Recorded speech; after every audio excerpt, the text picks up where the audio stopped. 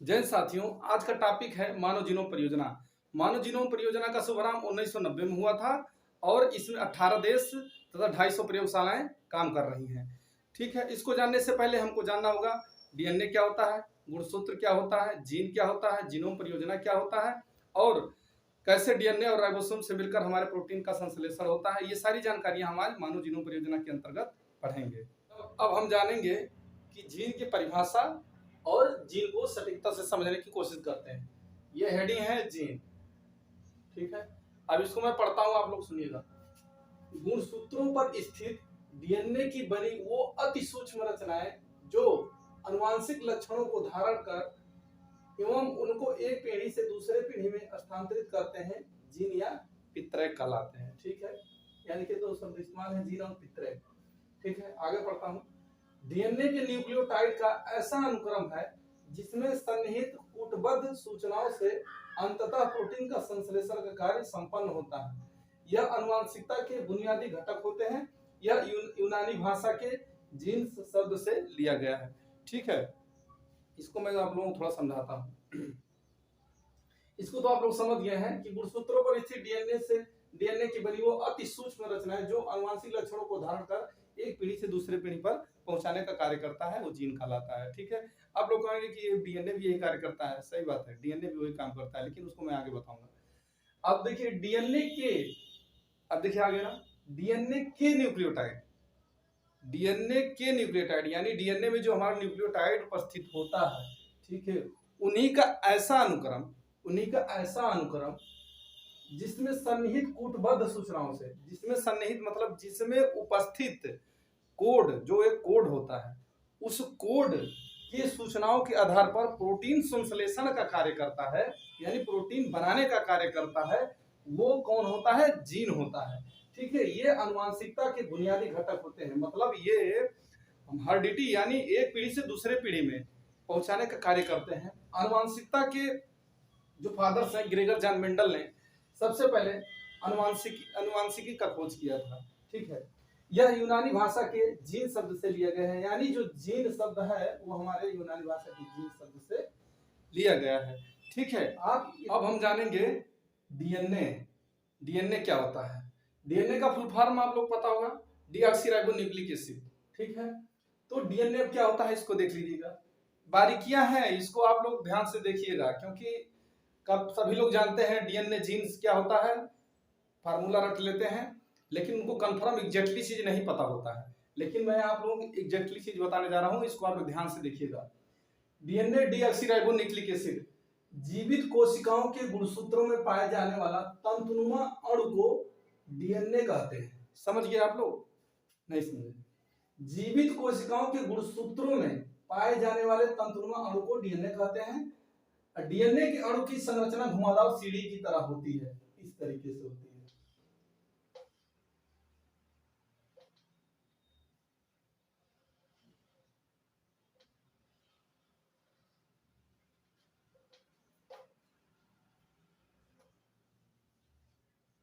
इसकी खोज वाटसन और क्रिक ने किया था।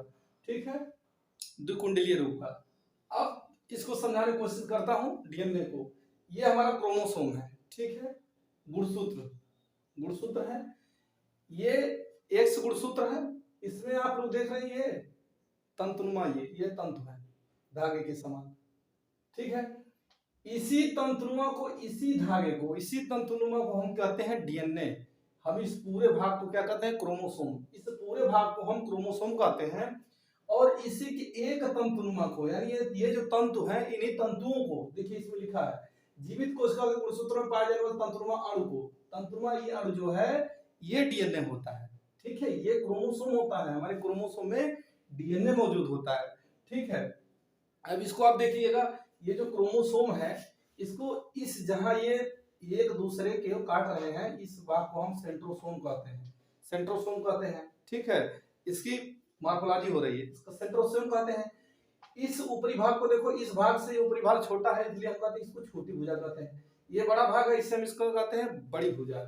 प्लस इसकी जो ये मोटाई होती है, ये मोटाई, इस मोटाई को हम कहते हैं क्रोमोटिड। ठीक है ना, ये चीजें एक दूसरे के पूरक हैं। अगर गुणसूत्र नहीं है तो डीएनए नहीं है।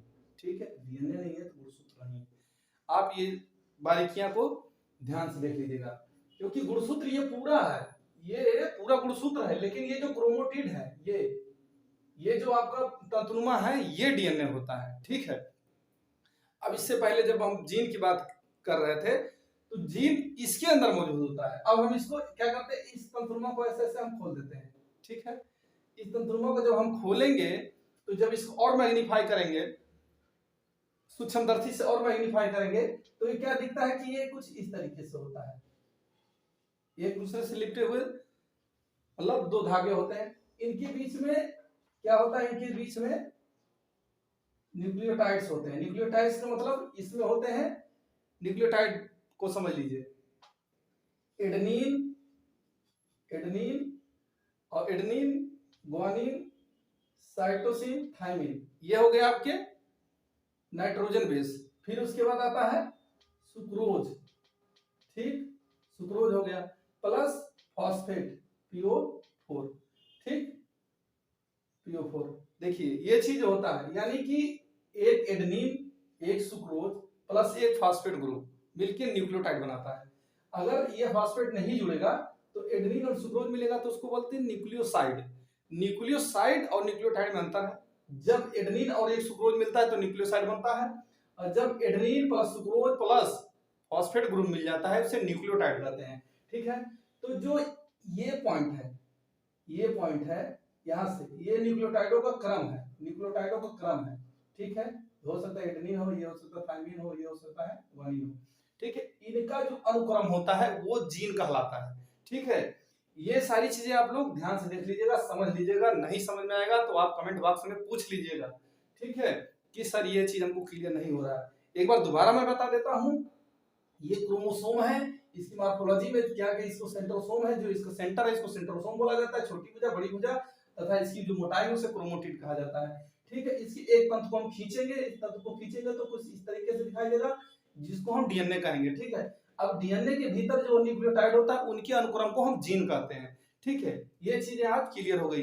अब बचा हमें जीनोम क्या होता है। हमारे शरीर में जो ये न्यूक्लियोटाइड्स होते हैं ये 50,000 से अधिक होते हैं, इन्हीं के विशालकाय समूह को जीनोम कहा जाता है। ठीक है, अगर इसको लिखने की जरूरत होगी तो आप लोग नोट कर लीजिएगा। मैं बोल रहा हूं कि जीनों का विशालकाय वह समूह जो जीनोम कहलाता है, अर्थात मतलब जीनों का विशालकाय समूह जीनोम कहलाता है। ठीक है ना, यानी कि ये जो न्यूक्लियोटाइड्स होते हैं ये जीनोम होते हैं, इन्हीं का जो विशालकाय समूह होता है ये जीनोम कहलाते हैं, जीनोम परियोजना कहलाती है। अगर हम इसको एक तंतु को खींच के निकालेंगे तो इस तरीके से निकलेगा, इस तरीके से। अब इसकी ये कोडिंग हो गई AGCT, फिर AGCD, इनकी जो कोडिंग है इसकी एक पूरी एक कॉपी निकल आएगी। अब हम जानते हैं कि मानव जीनोम परियोजना का उद्देश्य क्या है। ठीक है, तो मैं यहाँ पॉइंट वाइज लिख दिया हूँ, इसको आप देख लीजिएगा। इसमें हो सकता है कुछ शब्द गलत हो, लेकिन मैं पढ़ दूंगा, उसको आप लोग नोट कर लीजिएगा। उद्देश्य क्या है इसका, बीमारियों जैसे कैंसर, एड्स, मधुमेह, हृदय रोग, अल्जाइमर आदि के लिए दवाइयां तैयार करने में मदद करेगा कौन, मानव जीनोम परियोजना। जैसे इसमें कैंसर दिया गया है, तो आप लोग जानते हैं जो हमारा कैंसर होता है उसका मुख्य जो कैंसर सेल होता है उसका मुख्य जीन होता है ओन्कोजीन से कैंसर रूपी सेल का निर्माण होता है। ठीक है, तो जो कैंसर होता है ये हमारे शरीर का एक्सेस पार्ट होता है, मतलब हमारे शरीर के आउट ऑफ कंट्रोल जो सेल डिवीजन होने लगता है वो कैंसर होता है। तो इनका कहने का मतलब यह है, मानव जीनोम परियोजना है कि किस जगह पर क्या डिफॉल्ट हुआ है कोडिंग में कि इस तरीके का ओन्कोजीन तैयार कर दिया हमारा शरीर जो है हमारे जैसा सेल ना बनाकर कैंसर सेल कैसे बना दिया। इस चीज को भी मानव जीनोम परियोजना मदद करेगा जानने के लिए कि कैसे गड़बड़ी हुआ और कैसे कैंसर सेल का निर्माण हो गया। ठीक, इस चीज को आप लोग ध्यान से समझ लीजिएगा। एल्जाइमर कहीं ना कहीं भी ये भी एक जेनेटिक बीमारी है। दूसरा है जीन में मौजूद कमी या दोष की जानकारी को लेकर जीन थेरेपी या जीन उपचार द्वारा दूर किया जा सकता है। वही बात मैंने कहा जीन से संबंधित सूचनाओं को कलेक्ट करके हम जीनी रूप से जीन थेरेपी से उनकी समस्याओं का निदान कर सकते हैं। जैसे अभी इजराइल के वैज्ञानिकों ने एक ऐसा रिसर्च किया था जिसमें मनुष्य में पाए जाने वाला एक टेलोस्मेयर, जो हमारे क्रोमोसोम के ऊपर एक क्रोमोसोम के ऊपर एक टोपी लगी होती है, क्रोमोसोम हमारे ऐसे होते हैं, इनके ऊपर एक टोपी होती है जो टेलोस्मेयर कहलाता है, टेलोस्मेयर कहलाता है। इससे ये उत्प्रेरित होकर जो हमारा क्रोमोसोम होता है ये क्या करता है, नए सेल का निर्माण करने में मदद करता है। जो टेलोस्मेयर होता है, जब हमारा इसका सेल डिवीजन होता है तो ये आपस में घिसने लगते हैं, रगड़ खाने से घिसने लगते हैं, जिससे टेलोस्मेयर डेड हो जाता है। इसी टेलोस्मेयर के डेड होने से हमारी नई कोशिकाओं का निर्माण नहीं हो पाता, जिससे हमारा शरीर वृद्ध होने लगता है, ठीक है ना। तो उन्होंने क्या किया था, इसमें ऑक्सीजन थेरेपी की देकर टेलोस्मेयर को हमारे को कंजर्व कर लिया था, यानी प्रोडक्शन दे दिया था, जिससे मानव शरीर में नए सेल का निर्माण होने लगा था। जो वृद्ध आदमी था वो 25 साल की अवस्था में दिखाई देने लगा था। ये किसके कारण हुआ पाता है, क्रोमोसोम के टेलोस्मेयर को प्रोटेक्शन देने से हुआ था। ठीक उसी प्रकार से जब हम अपने जीन को पूरी जानकारी अगर हम रखेंगे तो हमको ये पता चलेगा कि हमारी जो स्वस्थ शरीर का जीन है इसकी कोडिंग ये है, और जो बीमारी हो रही है इसकी कोडिंग ये है। तो इस कोडिंग को ठीक करेंगे तो हमारी जो शरीर बीमारी वाला सेल बना रहा था उसको ठीक कर लेगा, ठीक है। क्योंकि जीन के, अभी मैंने जीन का जो मैंने आपको फार्मूला बताया था, परिभाषित किया था, उसमें मैंने दिखाया था कि न्यूक्लियोटाइड के क्रम को आधार पर ये प्रोटीन का निर्माण करता है। प्रोटीन जो होता है हमारे सेल का, प्रोटीन हमारे सेल को बनाने में मदद करता है, ठीक है। अब जानते हैं अंग प्रत्यारोपण कार्य को अंतर्गत प्रदान करता है और ग्राही के अंगों को मिलाने में मानव जीनोम परियोजना का। अब अगली हेडिंग है प्रोटीन का संश्लेषण, यानी प्रोटीन का बनना। जैसे अभी बात हो रही थी कि न्यूक्लियोटाइडों से एक पीढ़ी से दूसरी पीढ़ी में लक्षणों को भेजते हैं। अब उसको हम जानते हैं कैसे क्या होता है। ये हमारा डीएनए और आरएनए है। ये आरएनए जो होता है हमारा, ये प्रोटीन का फैक्ट्री भी कहा जाता है। एक लाइन में इसको नोट कर लीजिएगा। डीएनए का अनुक्रम जो होता है वो आनुवांशिकी मटेरियल है, जेनेटिक मटेरियल है डीएनए, ठीक है। अब इनसे क्या बनता है, amino acid. Amino acid, double amino acid बनता है तो क्या बनता है, पेप्टाइड। डबल पेप्टाइड मिलता है तो पॉलीपेप्टाइड मिलता है, पॉलीपेप्टाइड से बनता है प्रोटीन। प्रोटीन और भी प्रकार के होते हैं। अब हम जानेंगे चिकित्सीय एवं जैव प्रौद्योगिकी में मानव जीनोम परियोजना का योगदान। भारत का पहला डीएनए भंडारण कोलकाता में स्थित है। भविष्य में फॉरेंसिक ट्रीटमेंट के लिए अध्ययन किया जाएगा इसका। भविष्य में जो हमारे कलकत्ता में डीएनए भंडारण है, ये भविष्य में जनसंख्या समूहों के आधार पर उनके दवाइयों बनाने में तथा उनके रोगों लक्षणों को अध्ययन करने में मदद करेगा। उन्नत किस्म की सस्ती दवाइयां, कैंसर में vaccine, hormone, enzyme and DNA तकनीकी प्रतिरोधक क्षमता आज के महत्वपूर्ण में योगदान करता है। इसके माध्यम से मानव जीनोम परियोजना के सहायता से हम लोग अच्छी दवा बना सकेंगे, कैंसर का वैक्सीन बना सकेंगे और हार्मोन एंजाइमों में और उच्च क्वालिटी भी ला सकते हैं। डीएनए तकनीकी में भी थोड़ा विकास हो जाएगा। प्रतिरोधक क्षमता बढ़ाने के लिए इसकी सहायता ले सकते हैं, ठीक है। अब यह कैंसर रोधी टेक्सटाइल के उत्पादन में काम आने वाली टेंडी एसिटल नेकाडीन के उत्पादन हेतु वर्तमान समय में 5 परियोजनाएं कार्यरत हैं। अब हम पढ़ेंगे मानव इंसुलिन, ठीक है।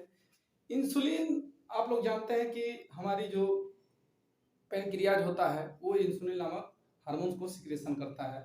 कभी कभी क्या होता है, इंसुलिन अधिक मात्रा में, पैनक्रियाज अधिक मात्रा में इंसुलिन निकाल देता है। कभी कभी उसका सेल डैमेज होने के कारण इंसुलिन नहीं बना पाता है, जिससे हमारे शरीर में डायबिटीज नामक बीमारी हो जाती है। डायबिटीज 2 प्रकार के होता है, वो मैं बाद में आप लोगों को पढ़ा दूंगा, क्लास में बने रहिएगा। तो फिर इसको अब जानते हैं। मानव इंसुलिन मानव परियोजना के अंतर्गत बनाया जाने वाला एक आर्टिफिशियल इंसुलिन है, ठीक है। ये हमारे शरीर को किस प्रकार से लाभकारी पहुंचा रहा है इसको आप लोग देखिए।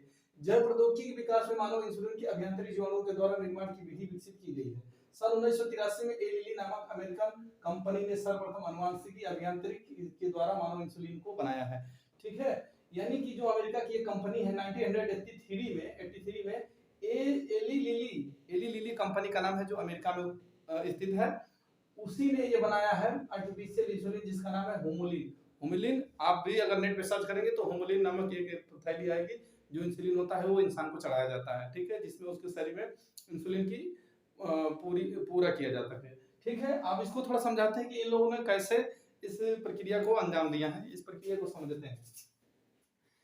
क्या होता है, ये देखिए, ये तंतु है, वो तंतु जो डीएनए वाला होता है, ए और बी, ठीक है ना, ये तंतु है। इनको क्या किए, जो ये जीवाणु होता है, जीवाणु की प्लाज्मिड में ये जीन इंटर करा दिया गया है। अब थोड़ा समझने का बात यहाँ है कि देखिए इस प्रकार की पोजीशन है, ठीक है, फिर ये कटेगा, इधर आएगा, फिर इधर आएगा, फिर इधर कटेगा, फिर इधर, ठीक है। इसको हम यहाँ पर प्लाज्मिड मान लेते हैं, ठीक है, प्लाज्मिड मान लेते हैं। अब हम क्या करेंगे, जो ह्यूमन इंसुलिन है, ह्यूमन इंसुलिन का क्या करते हैं, जीवाणुओं के बीच में, इनके जीवाणुओं की जो बीच में जो ये न्यूक्लियोटाइड्स हैं, इन्हीं के समूह में हम क्या करेंगे, वो इंसुलिन का जीन इसमें लाकर बैठा देंगे। अब ये क्या होगा, यहाँ से इसको रिमूव कर लेंगे, जीन, इसके जीन को यहाँ से रिमूव कर लेंगे और इसमें इंसुलिन वाला जीनोम मिला के फिट कर देंगे। फिट करने पे क्या होगा, इसमें जीवाणुओं को वातावरणीय अनुकूल के वातावरण जिस वातावरण की इनकी जरूरत होगी उस वातावरण में रखेंगे। उसके बाद ये फर्मेशन टैंक में रखेंगे, फिर फर्मेंटेशन होगा, उसके बाद से टैंक से इन दोनों को निकाल लिया जाएगा। फिर जब निकाल लिया जाएगा तो ये जब ये विकसित हो जाएगा तो इसमें डाई